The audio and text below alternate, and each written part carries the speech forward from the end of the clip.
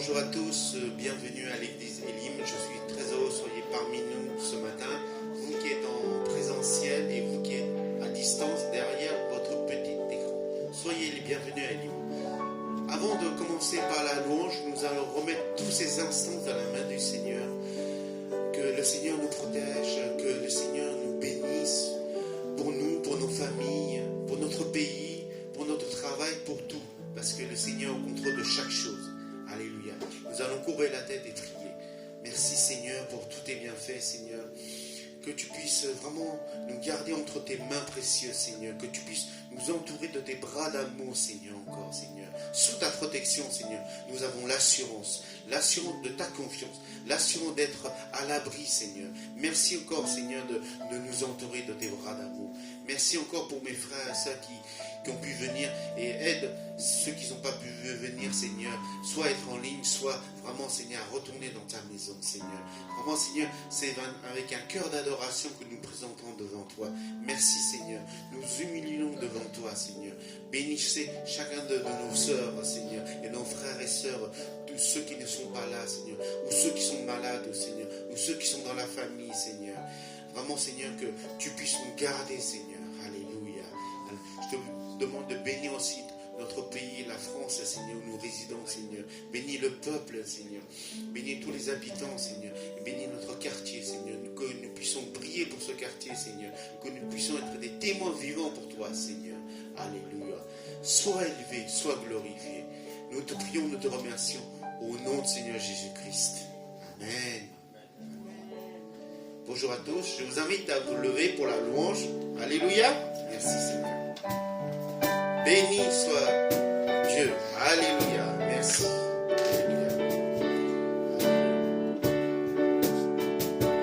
Béni Dieu, oh mon âme, en gloire à son saint nom. Oh, chante comme jamais, oh mon âme, en gloire à son saint nom. Voici l'aurore, voici l'aube d'un nouveau jour. Pour toi, chant doit s'élever devant ce qui m'attend et ce qui pourrait arriver. Qu'à la fin du jour, je te chante encore. Bénis Dieu, oh mon âme, en gloire à son saint nom.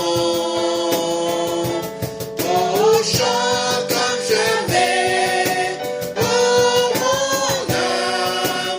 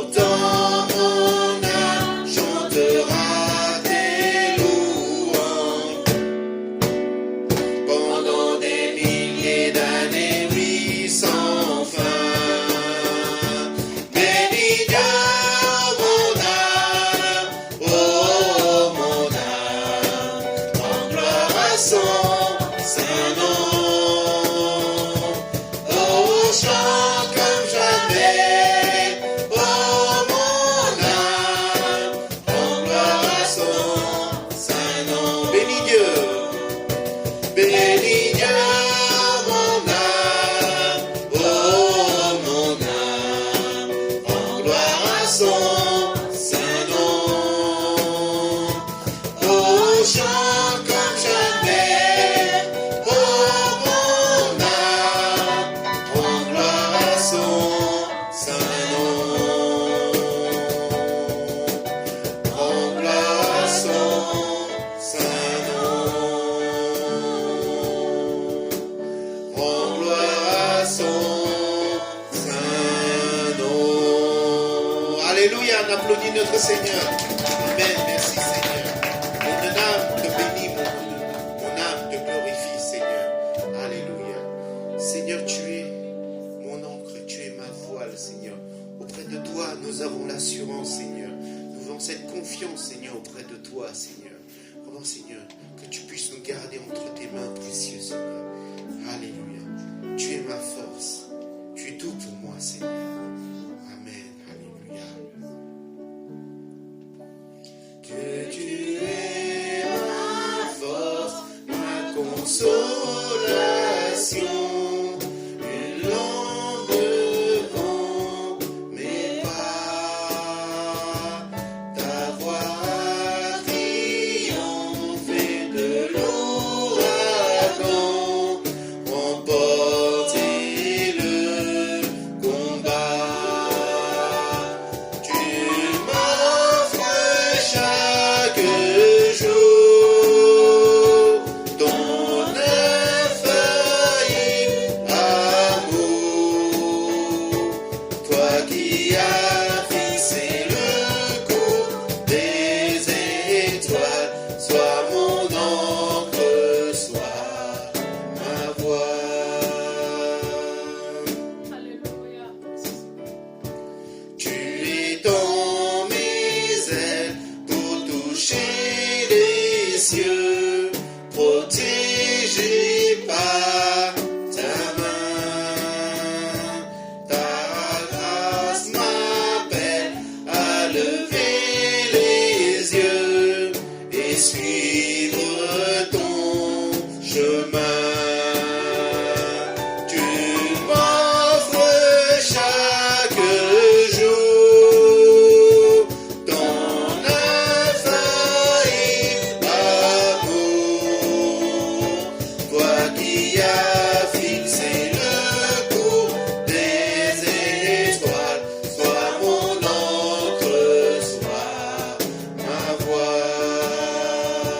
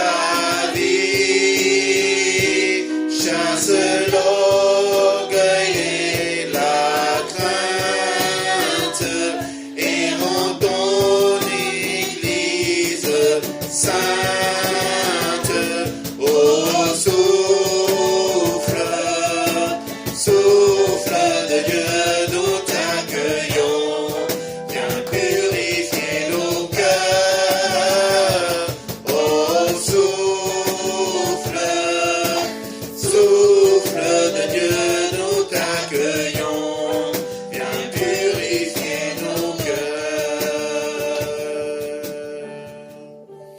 Alléluia. Dieu Seigneur, nous t'accueillons Seigneur, que tu purifies encore nos cœurs ce matin Seigneur. Nous présentons devant toi Seigneur, avec tous nos fardeaux, avec tous nos péchés Seigneur. Nous avançons avec toi Seigneur. Toi qui as dit, vous qui êtes chargés et fatigués, je vous donnerai ma paix Seigneur. Donne-nous encore ta paix Seigneur, ton souffle Seigneur, afin qu'on puisse avancer avec toi Seigneur. Merci Seigneur. Alléluia. Souffle, souffle de Dieu, nous t'accueillons. Viens purifier nos cœurs. Oh, souffle, souffle de Dieu, nous t'accueillons. Viens purifier nos cœurs.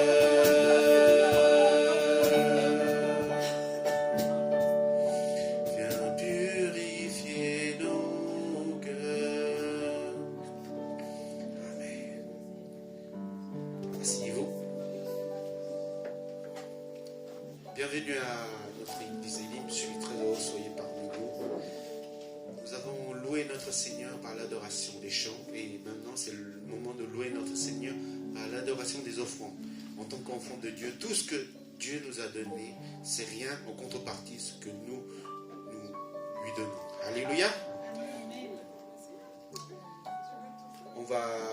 Je demande à personne de l'accueil de passer dans les rangs. Si vous avez quelque chose à donner pour le royaume de Dieu, sentez-vous libre. Dieu veut qu'on donne avec générosité et sans contrainte. Alléluia.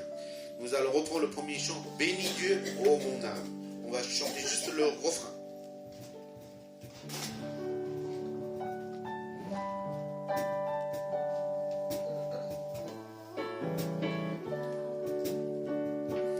Bénis Dieu, oh mon âme, rends gloire à son saint nom.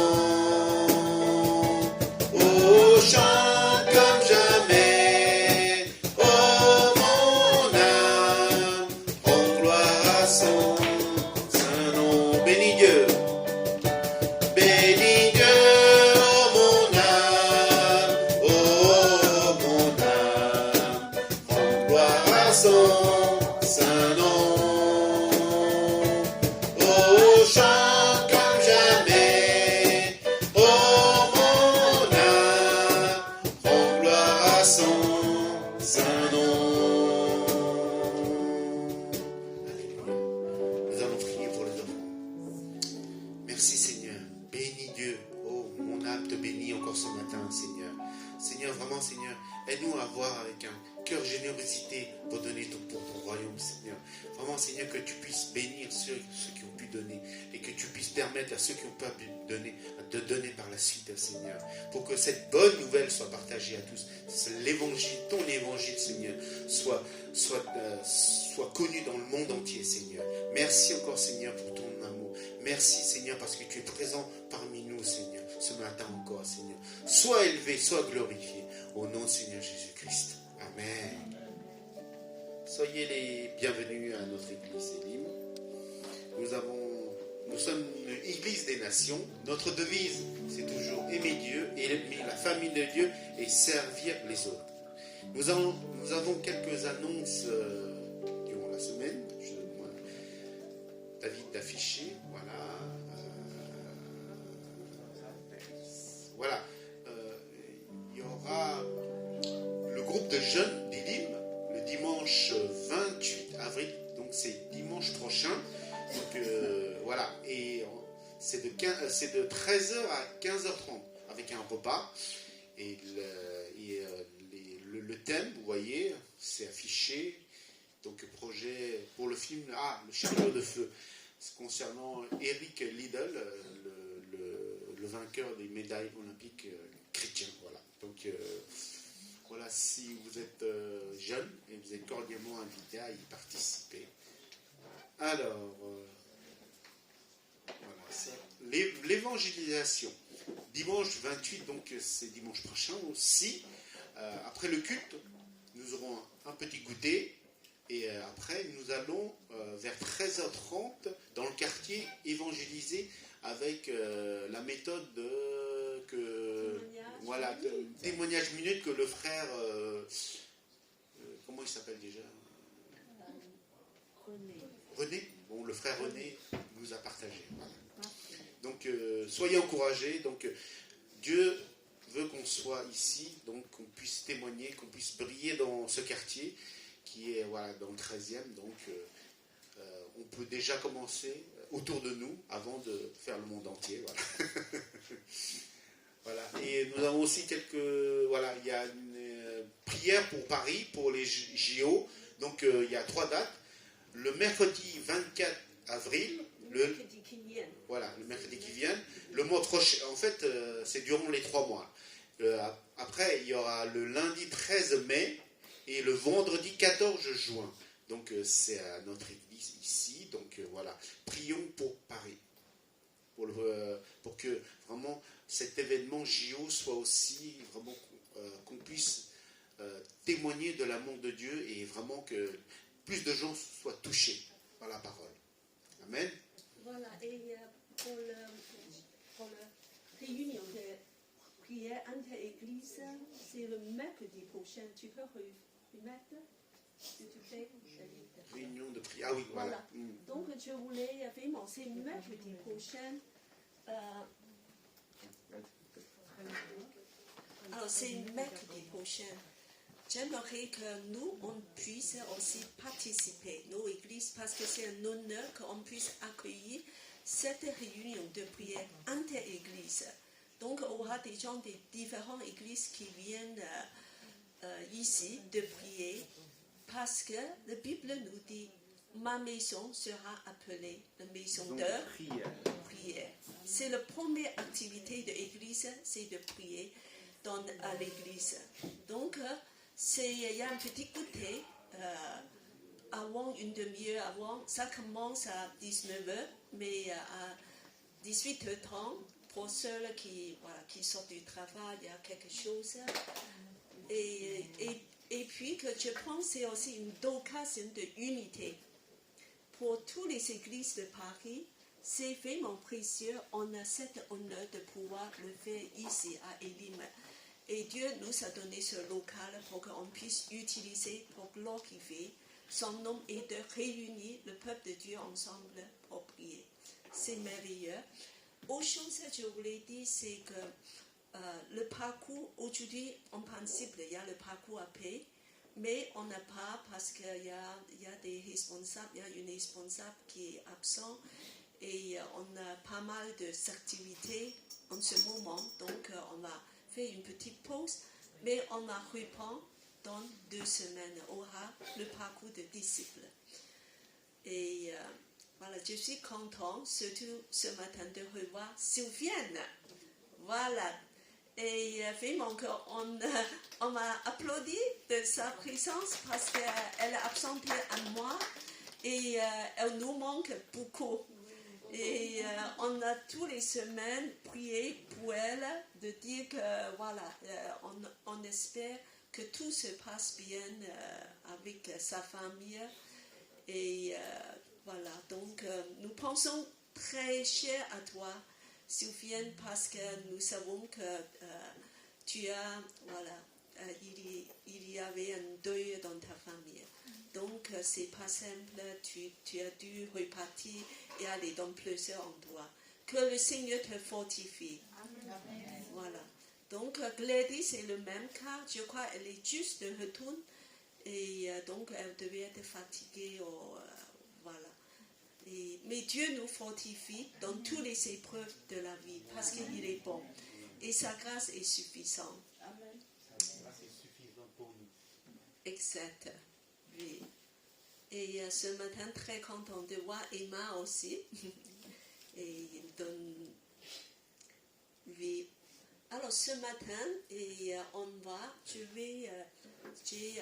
un message à partager avec vous. Avant ça, je voulais remettre ce moment dans les mains de Dieu. Alors je demande à Patricia à prier. Seigneur Dieu d'amour, Dieu Père Saint, merci Seigneur mon Dieu de nous avoir permis d'être aujourd'hui avec toi dans ta maison Seigneur mon Dieu pour écouter le message que tu as confié Seigneur mon Dieu à ta servante Cathy Seigneur mon Dieu. Que tu puisses Seigneur mon Dieu nous conduire dans l'écoute de ce message Seigneur mon Dieu.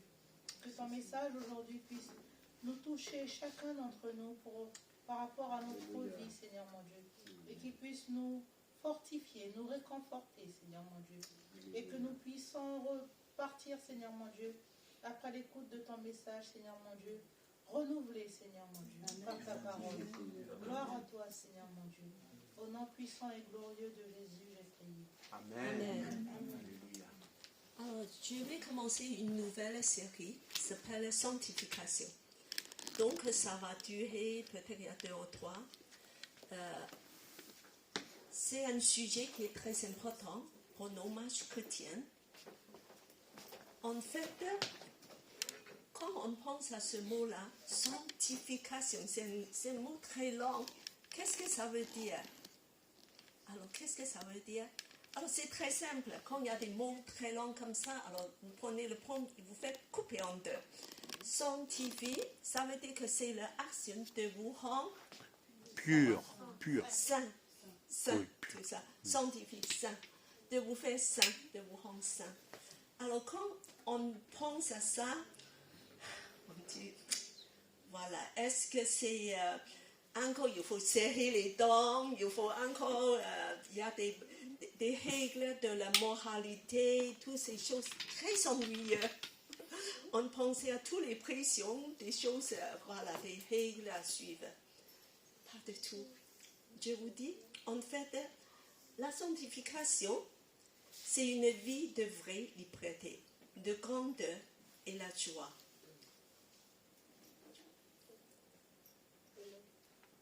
Voilà. Et pourquoi? Parce que la dernière fois, j'ai partagé que Jésus est ressuscité. Grâce à lui, nous avons la régénération de la vie, une nouvelle vie en nous. Et cette vie de sanctification, c'est juste de marcher avec le Saint-Esprit et avec Jésus qu'il vit en nous. Quand Jésus vit en nous, c'est la vie de sanctification, tout simplement, dans le sens positif. Alors, et bien que Jésus est une personne vivante, c'est Christ en toi. Alors, par exemple, David, si tu es rempli de Jésus, alors on va penser que toutes les cellules de David sont remplies de Jésus. D'accord? Bien. Alors, le V David, c'est Jésus en lui. Alors maintenant, je vais lui toucher. Alors, qu'est-ce qui sort? Qu'est-ce qui va sortir s'il est rempli de Jésus? Qu'est-ce qui va sortir? Si la personne est remplie comme de l'eau, comme si c'était un... voilà. Il va déborder de la présence de Voilà, c'est ça. Comme il est débordé de Jésus, ça va sortir Jésus. Oui. Voilà, tout simplement. Si on appuie. Ok. Voilà, donc la vie de sanctification, c'est de remplir de Jésus, tout simplement. Quand on la touche, c'est Jésus qui sort. Oui. Voilà, merci.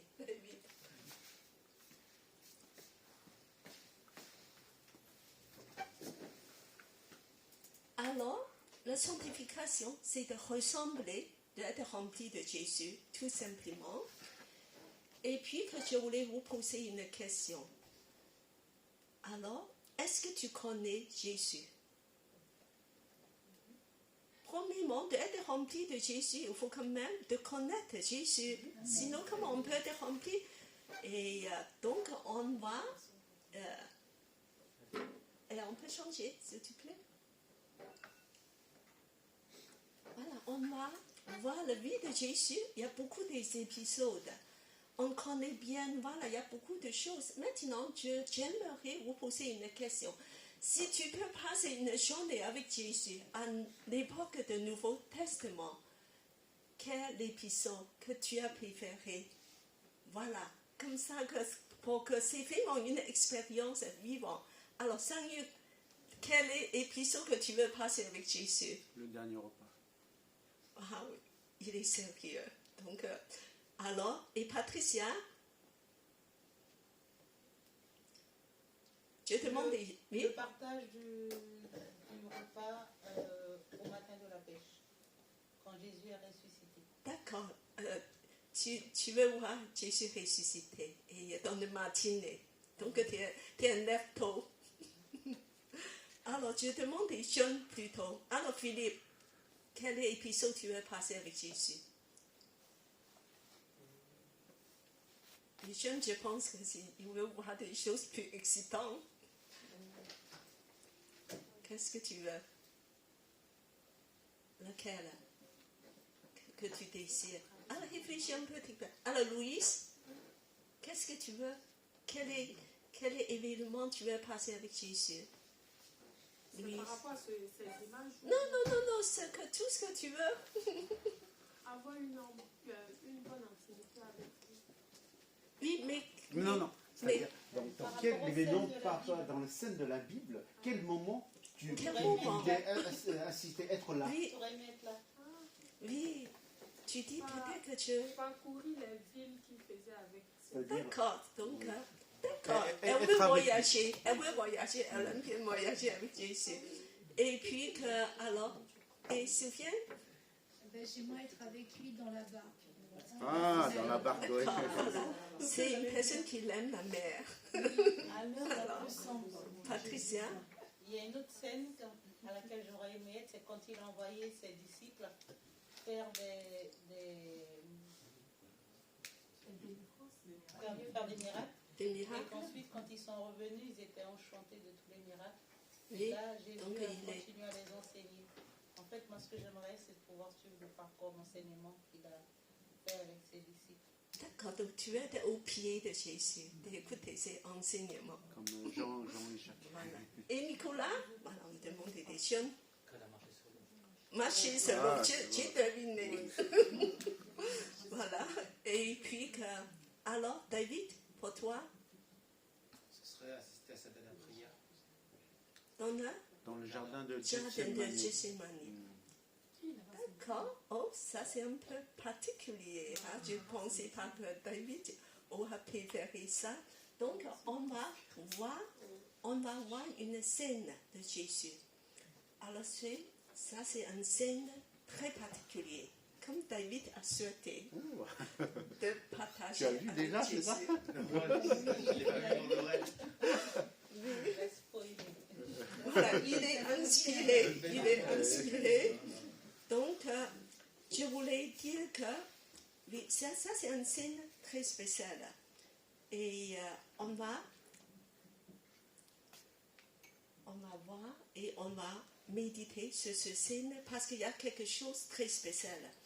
Alors, on va d'abord lire. Je vais demander... alors, David, comme tu es inspiré, tu vas commencer à lire. Là-dessus, Jésus arriva avec eux en un lieu appelé Gethsémani. Il dit à ses disciples, asseyez-vous ici pendant que je vais prier là-bas. Il prit avec lui Pierre et ses deux fils de Zébédée. Il commença à être envahi d'une profonde tristesse et de l'angoisse le saisit. Alors il leur dit, je suis accablé de tristesse. On a mourir, restez ici et veillez avec moi. Puis il fit quelques pas et se laissa tomber la face contre terre et pria ainsi. Ô Père, si tu le veux, écarte-moi de cette coupe. Toutefois, que les choses se passent non pas comme je le veux, mais comme tu le veux. Ensuite, il revint auprès de ses disciples et trouva endormi. Il dit à Pierre, ainsi vous n'avez pas été capable de veiller une seule heure avec moi. Veillez et priez de ne pas céder à la tentation. l'esprit de l'homme est plein de volonté, de bonne volonté, mais la nature humaine est bien faible. Voilà, donc on a médité sur ça. Alors c'est un moment très particulier parce qu'avant Jésus est allé à la croix et il sait qu'il va souffrir une souffrance atroce. Face à ce moment-là, Jésus est allé prier. Et puis que dans le jardin de Gethsémani, il dit qu'il a prié surtout avec trois apôtres. Et on va regarder le verset 37. Verset 37, il dit qu'il commence à être envoyé d'une profonde tristesse et l'angoisse l'a saisi. Donc on voit le sentiment, l'émotion de Jésus, c'est très intense. Il était entré dans une douleur, une angoisse incroyable. Et 38, il dit, je suis accablé de tristesse à en mourir. Vous pouvez comprendre ces mots? C'est extrêmement intense à en mourir. Extrêmement intense. Et donc, on va regarder la prière la première fois.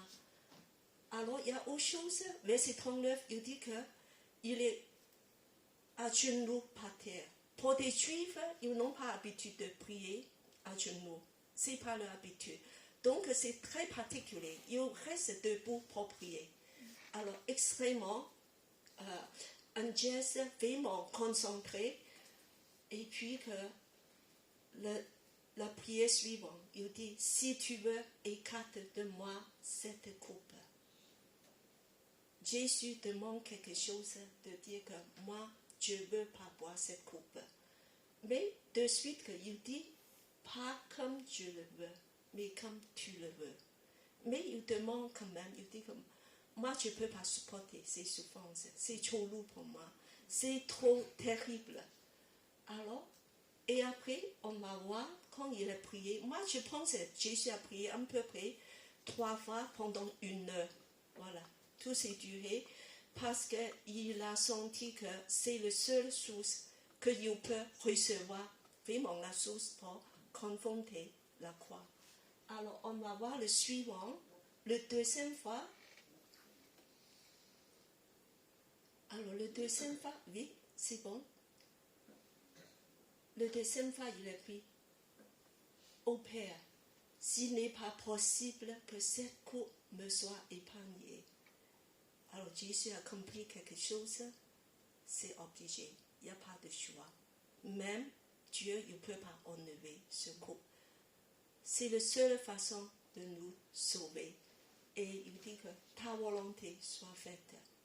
Donc Jésus commençait à accepter. C'est dur, il y a une lutte.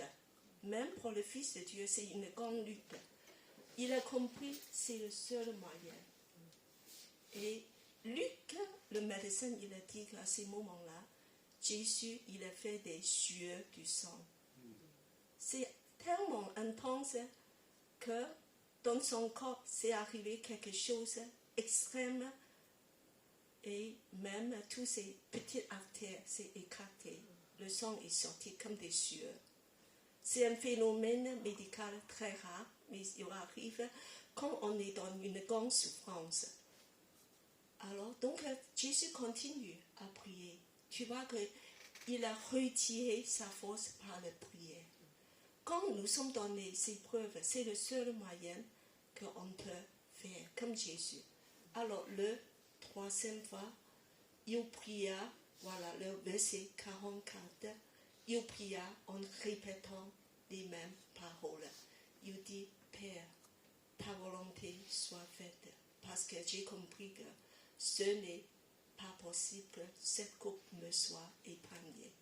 C'est le seul moyen que les êtres humains soient sauvés. Il y a des choses, c'est même impossible à Dieu de faire autrement. Alors, donc, c'est des passages qu'on connaît assez bien, mais il y a un passage de Gethsémani, on ne connaît pas trop. C'est dans le livre de Hébreux. C'est pour ça que je vous invite c'est un autre scénario. C'est comme on a jeté un zoom sur le jardin de Gethsémani. On voit une image agrandie de Jésus. Alors, le suivant.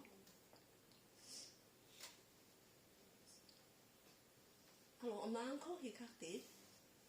Alors, on va lire, je vais demander à Mélissa à lire. En Hébreu 5, 7 à 8. Hébreux 5, versets 7 à 8. Ainsi, au cours de sa vie sur terre, Jésus, avec de grands cris et des larmes, a présenté des prières et des supplications à celui qui pouvait le sauver de la mort. Et il a été exaucé à cause de sa soumission à Dieu. Bien qu'étant fils de Dieu, il a appris l'obéissance par tout ce qu'il a souffert. Alors, ça c'est quelque chose encore plus grand. C'est comme on met une caméra près de Jésus qui est à genoux. Alors, pour moi, je n'ai pas connaissance dans tout le Nouveau Testament que Jésus a poussé des grands cris et de larmes. On peut imaginer à genoux, Jésus pousse des cris et il a pleuré avec beaucoup de larmes. Alors, cette profondeur de souffrance, c'est la première fois on voit Jésus tellement dans une douleur insupportable. Et tout ça, il a prié. Et il a dit une chose, je voulais que vous faites vraiment très attention avec ce verset 8.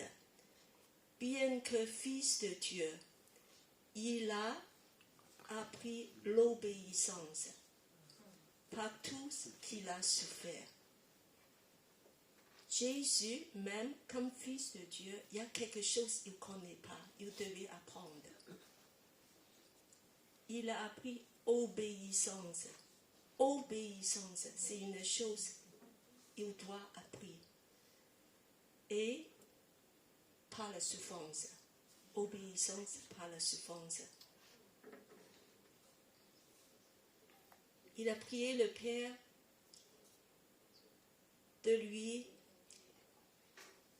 conduire de ce passage de mort physique pour aboutir à la résurrection, de pouvoir nous sauver. Alors, mais en face de la croix, cette terreur imminente, il a peur. Il a des angoisses, il a des douleurs. Mais il dit que moi, je vais apprendre, je vais supporter ça, je vais prendre tout ça sur moi, je vais apprendre l'obéissance. L'obéissance. On ne peut jamais imaginer ce que Jésus a supporté. Le prix qu'il a payé. On ne peut jamais. Mais il y a une chose, la vie de Jésus c'est marquée par l'obéissance. L'obéissance. Et c'est même quelque chose que Jésus devait apprendre. Alors, qu'est-ce que c'est l'obéissance? On va, parce que ça c'est le clé pour la vie de sainteté, l'obéissance. Qu'est-ce que c'est l'obéissance? Alors, on va voir le suivant. On va réfléchir à toute la vie de Jésus. Alors, toute la vie de Jésus, on connaît. Parfois, on dit que c'est pas dur pour Jésus, parce qu'il est Dieu, n'est-ce pas?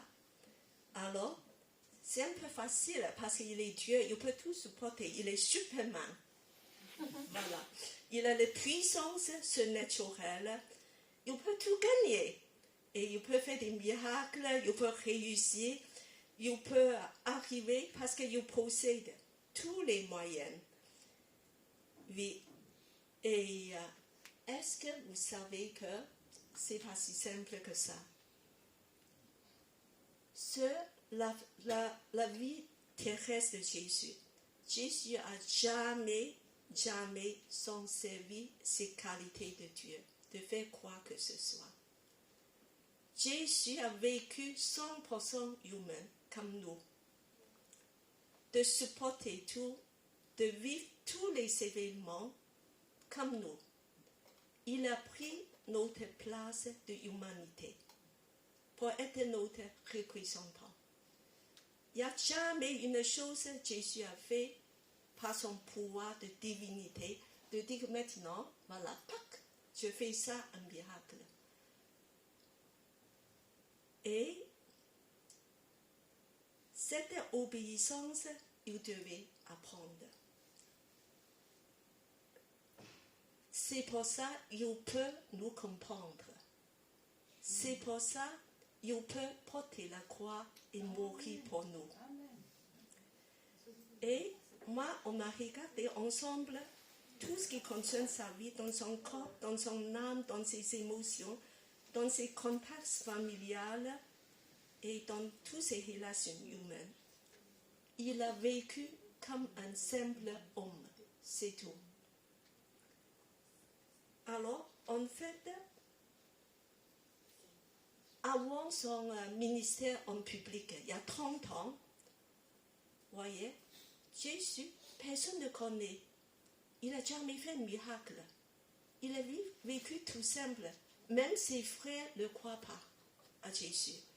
Quand Jésus commençait à faire des miracles, ses frères, il dit que tu nous surpris, des gens de Nazareth, de dire que tu nous surpris.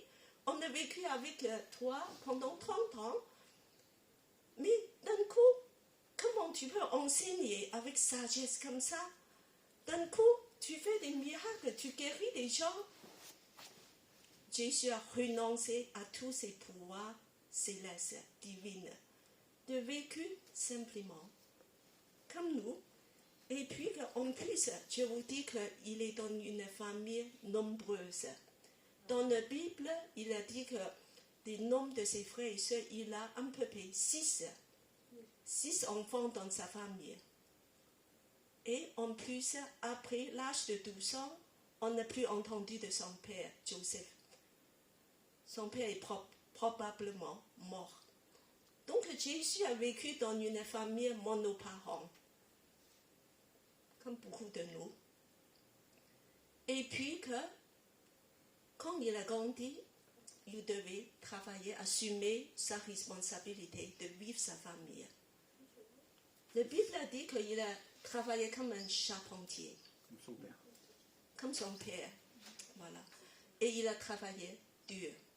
Il devait gérer beaucoup de problèmes, des conflits familiaux, contexte avec des gens de village, des voisins et des conflits comme nous, des relations compliquées.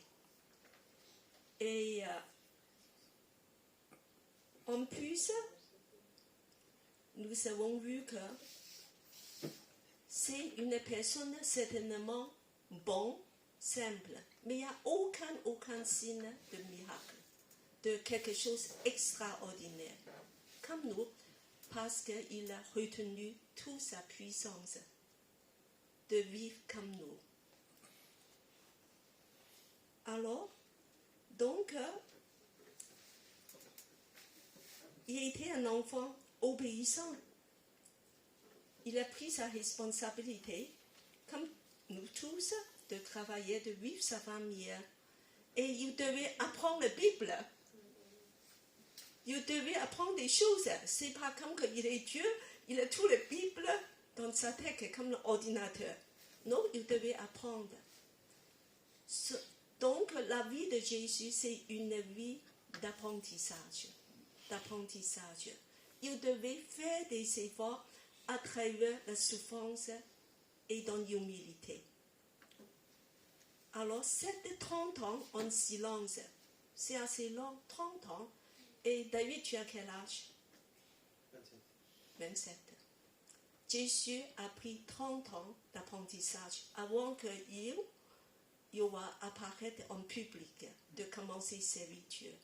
30 ans d'apprentissage. D'accepter des épreuves et des pressions de vie. De soumettre sa volonté, toutes ses réactions, toutes ses pensées, jour après jour. pour faire la volonté du Père. De lutter avec sa volonté aussi, et jamais de révolte, jamais de plainte ce que tu veux, Père. Une vie apprentissage difficile, même pour le Fils de Dieu.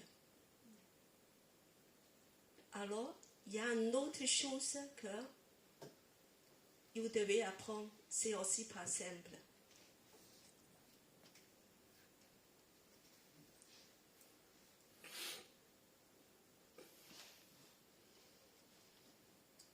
Vous devez apprendre à être un serviteur. Un serviteur. Et dans Marc 10, 45, il est dit, car le Fils de l'homme n'est pas venu pour se faire servir, mais pour servir et donner sa vie en rançon. Donc, il faut que vous adoptez une nouvelle mentalité. Vous devez être un serviteur pour servir. Est-ce que tu l'aimes bien être serviteur? Pas, non, je veux faire autre chose. Je ne veux pas être... Mais Jésus dit que Dieu veut être un serviteur. Alors, dans la Bible, Philippiens 2, 6 à 8, il y a un cantique qui va chanter cette condition de Jésus. Alors, je voulais que vous lisez ça après que vous allez trouver un mot pour remplacer tout ce passage. Alors, je voulais dire que je demande Nathalie à lire à haute voix. Lui qui, dès l'origine, était de condition divine, ne chercha pas à profiter de l'égalité avec Dieu, mais il s'est dépouillé lui-même et il a pris la condition du serviteur, esclave. Il se rendit semblable aux hommes en tout point, et tout en lui montrer qu'il était bien un homme. Il s'abaissa lui-même en devenant obéissant jusqu'à subir la mort, oui, la mort sur la croix. C'est un cantique de première église qui chante la vie de Jésus. Alors le premier 6 le dit que Jésus d'origine, c'est condition divine. Il est Dieu. D'affirmer qu'il est Dieu. Alors après le verset 7, alors on a remarqué un mot dépouillé. Qu'est-ce que ça veut dire? Dépouillé. Dépossédé, enlevé de tout pouvoir. Vidé. Jésus est vidé lui-même. Et il a pris la condition du serviteur. Serviteur dans ce version, en fait, en grec d'origine, c'est esclave. Esclave. Jésus est devenu un esclave. Dans les sociétés antiques, esclave c'est très commun. Il y a beaucoup d'esclaves. Et un esclave était privé de tout droit. Et Jésus a renoncé volontairement au ciel. Pas de droit pour lui. Il est vidé. Il s'est retenu de se garder et de s'abstenir à manifester sa puissance.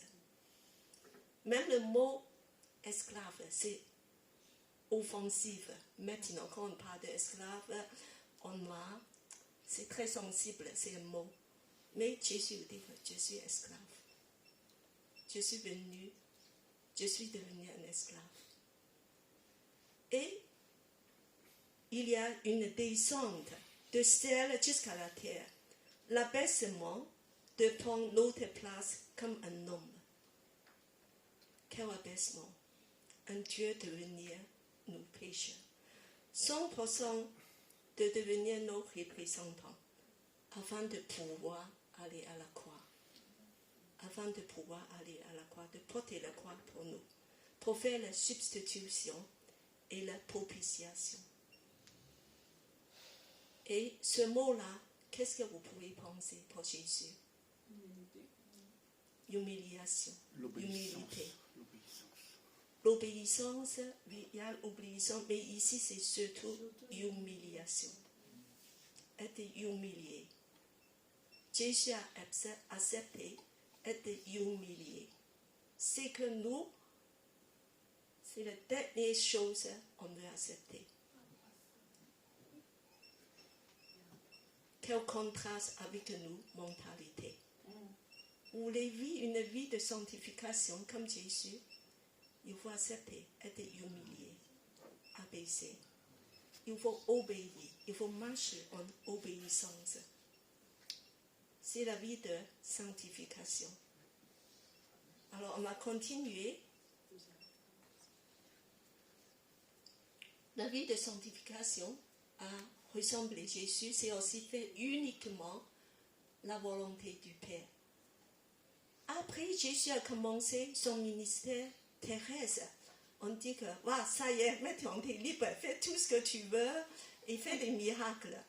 Non, pas du tout. Jésus nous a montré, même en faisant des miracles, des guérisons, tout ça pendant les 3 ans et demi de ses ministères en public, toute la source de ses paroles et actes vient de Dieu.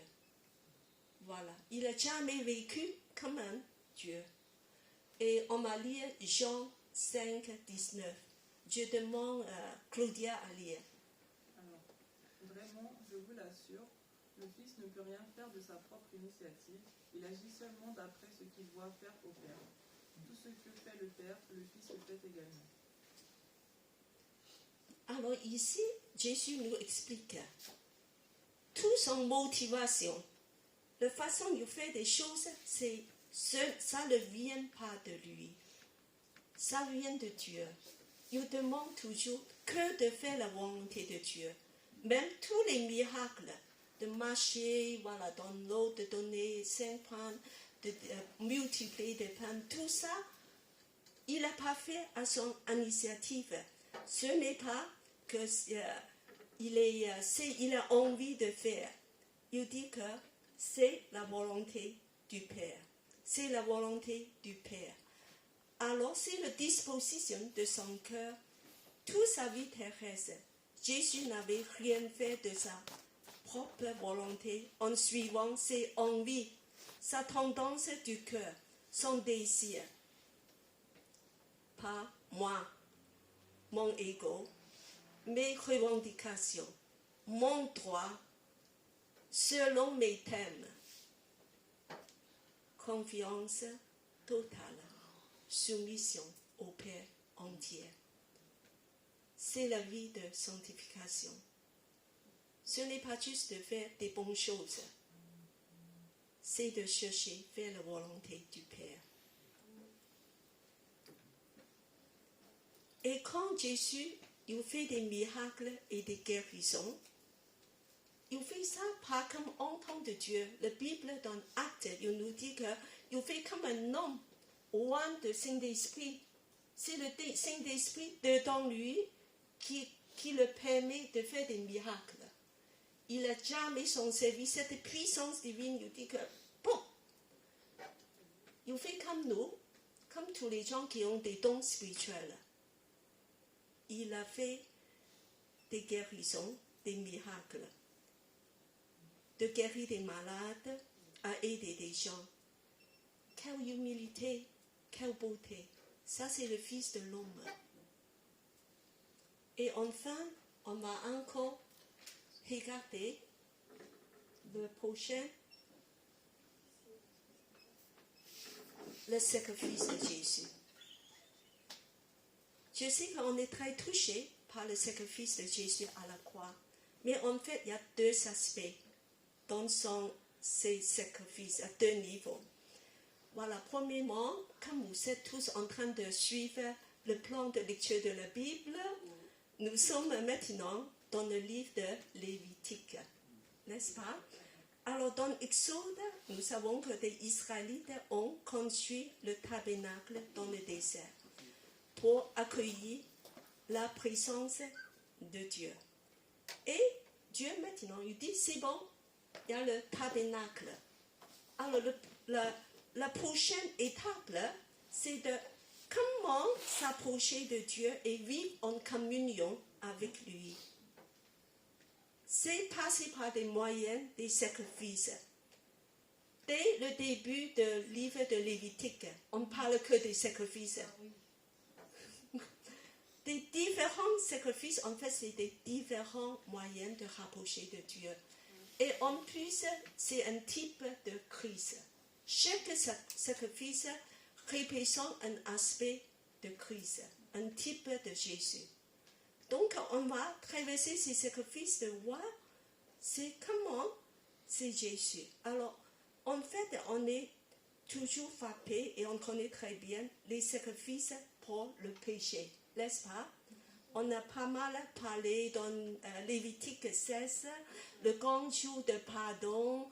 Voilà, le grand prêtre devait entrer avec le sang de l'agneau et puis que de faire l'expiation du péché, la propitiation. Il faut sacrifier un animal afin que son sang soit là de nous remplacer pour purifier le péché, afin que la personne puisse être acceptée et réconciliée par Dieu.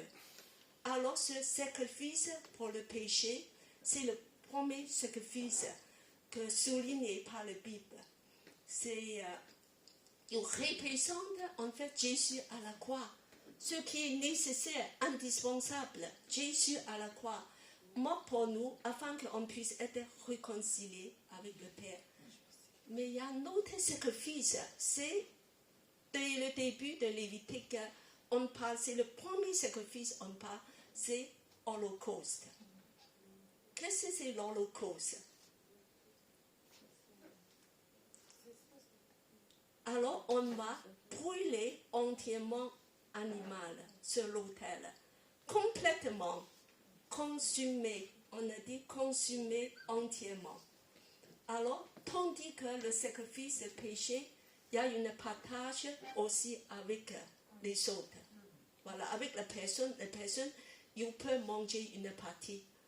Mais tandis que le Holocauste, que ça devait être entièrement brûlé. Et en fait, c'est un sacrifice volontaire. Tu n'es pas obligé de faire, c'est volontaire. Mais Dieu prend plaisir à ce sacrifice.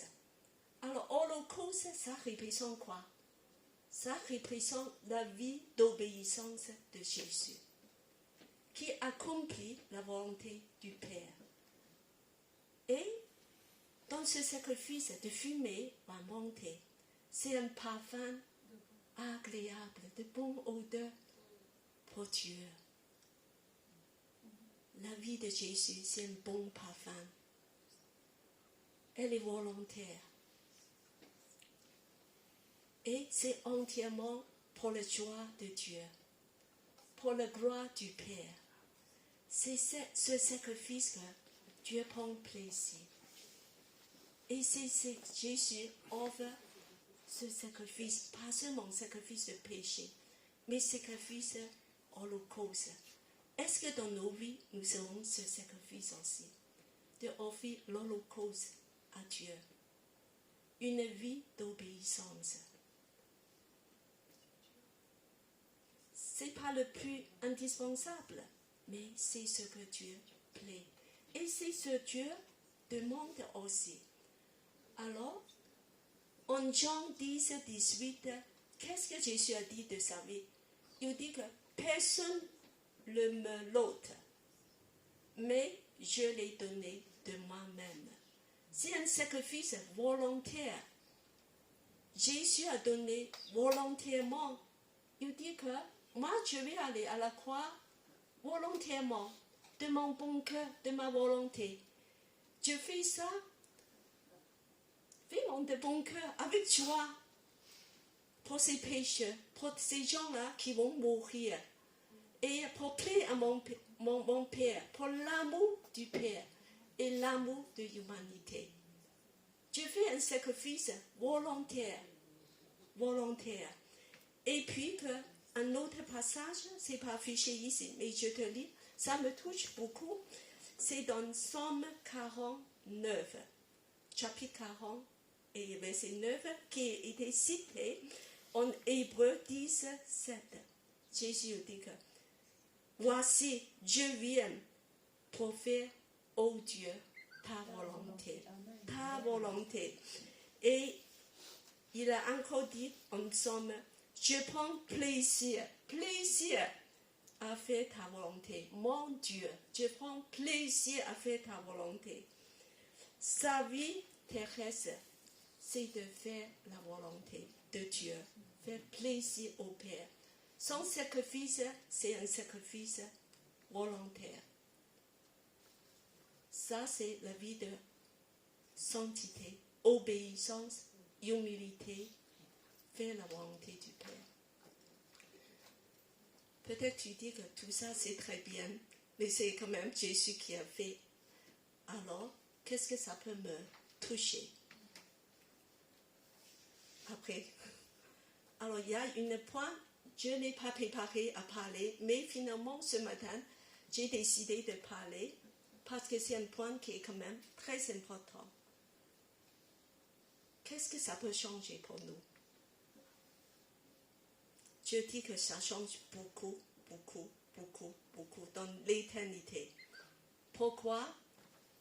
Je te dis, cette vie d'obéissance, de justice, parce que Jésus a fait une vie juste, justice, de Christ est imputée à nous. Comme crédit. Par exemple, Jésus n'a pas besoin de vivre 33 ans. Il peut venir de suite, il va mourir, de faire un sacrifice pour le péché pour nous. Mais Jésus a marché 33 ans dans l'obéissance parce qu'il faut une vie de justice, d'obéissance pour qu'on puisse prendre ça comme du crédit, pour vous donner du crédit. Alors, j'explique pourquoi. Parce que ça, il y a quelque chose à voir avec notre justification. On connaît le terme, la justification, ça veut dire Dieu nous voit comme on n'a jamais péché. On a la justice de Christ. Comme ça que, voilà, devant Dieu, on est entièrement pur. Alors, mais vous savez que pour ça, Jésus a payé un grand prix pour qu'on puisse avoir une vie de justification. Alors, je te donne une image. À la croix, Jésus a payé le prix pour nos pardons. Les dettes sont payées. Je donne un exemple. Vous devez 100 millions. Il faut rembourser. Il faut rembourser 100 millions. Alors, il y a quelqu'un, Jésus a dit que c'est payé. C'est payé. Ça, c'est la croix. Ça, c'est le sacrifice pour les péchés. Donc, tes dettes sont effacées. Maintenant, zéro. Mais, je te dis, tu n'as encore rien à ta banque. Tu es zéro. Tu es dans la position d'Adam et Ève. C'est tout. Qui devait encore passer par des épreuves. Parce que tu n'es pas juste devant Dieu. Tu es zéro. C'est tout. Dans ton compte, tu es que zéro. Alors, Jésus, sa vie d'obéissance est créditée à nos vies comme 100 millions ajoutés dans ton compte. Tu te rends compte? Tu es juste devant Dieu. Tu as une vie de justice parce que Jésus a marché dans une vie d'obéissance qui est créditée à toi, imputée. La Bible a son service le mot imputé, mais crédité à ton compte. Tu as 100 millions positifs. Et en fait, plus que 100 millions. Parce qu'en éternité, tu es l'héritier de Dieu. Tu as toute la richesse de Dieu. Tout ça grâce à quoi? La vie d'obéissance de Jésus. Alors, donc, Jésus, par sa vie d'obéissance, nous a élevés dans une nouvelle position. Une position céleste. il est devenu notre justice. Pour qu'on puisse avoir la justice incroyable, tellement riche de Dieu. Moi, quand je pense à ça, je dis que comment on ne peut pas être reconnaissant de ce que Jésus a fait pour nous. Justice de Jésus est imputée à ton compte. C'est la justification, une vie de justice. Mais Jésus a dû apprendre toute sa vie de marcher, de faire pour nous, pour que ça soit complété, achevé pour nous. Alors, c'est pour ça que aujourd'hui, quand on parle d'une vie de sanctification, je pense que la première chose, c'est un cœur de reconnaissance envers Jésus. Voilà, on va le prochain. Comment vivre cette vie de sanctification? Voilà, une réponse déjà à celui qui nous aime. Quel amour, quel sacrifice. Tu te rends compte, Fils de Dieu, 33 ans, tout ce qu'il a fait de nous apporter, pas seulement le pardon de péché, mais la justice, la vie dans le ciel, est héritier de Dieu. Jésus est notre modèle vivant. Cette obéissance, humilité et l'amour, un sacrifice incroyable. Alors on répond à son amour. Qu'est-ce qu'on peut faire? On peut nous offrir nous-mêmes comme un sacrifice vivant à Dieu. C'est tout ce qu'on peut faire. Alors je vous invite à lire tous Romains 12, 1 à 2. Je vous exhorte donc, frères, par la compassion de Dieu, à offrir vos corps comme un sacrifice vivant, saint, agréable à Dieu, ce qui sera de votre part un culte raisonnable. Alors aujourd'hui, Dieu nous demande d'offrir nos corps. Ça veut dire nos personnes entières. Amen. C'est quelque chose de vivant.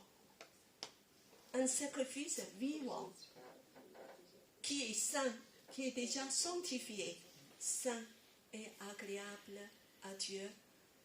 Et ça, c'est l'adoration, un culte. C'est ce qu'on devait faire, qui est raisonnable. Et bien, moi, je dirais qu'il y a un apprentissage à faire. C'est la vie de nos sanctifications.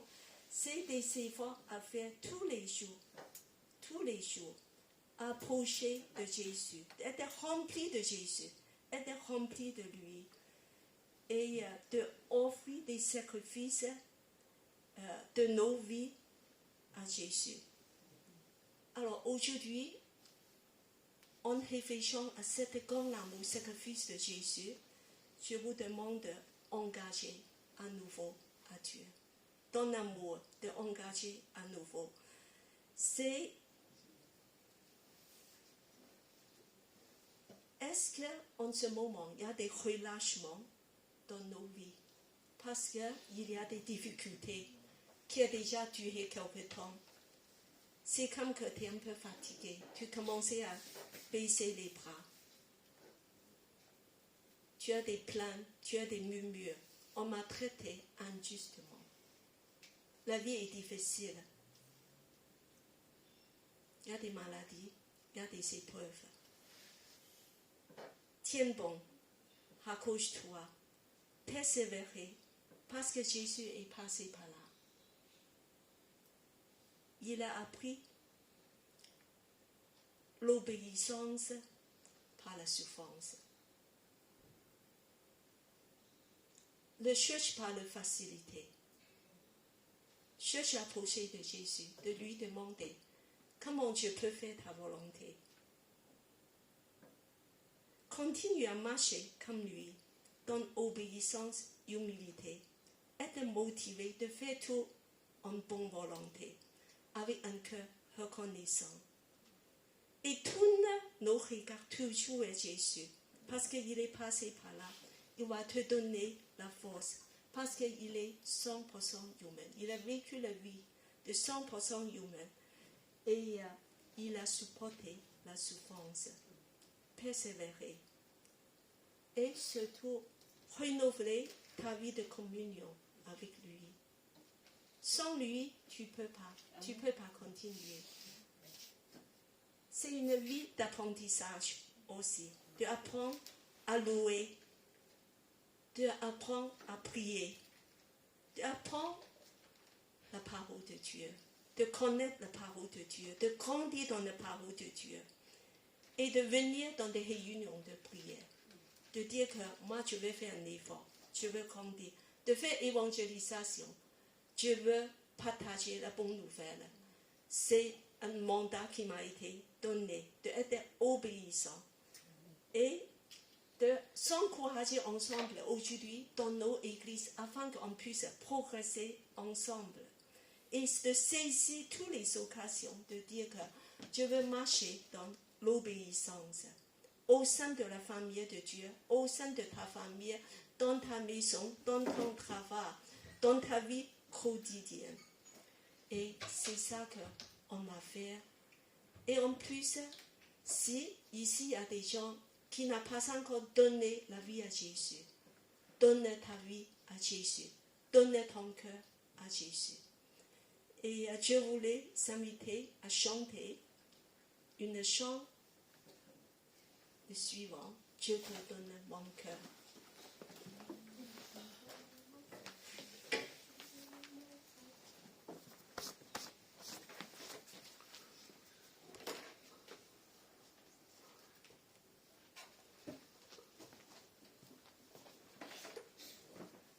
Je vous invite à vous rester debout. Je demande Mélissa a prié pour nous. De prier pour nous. Parlons de prier pour nous.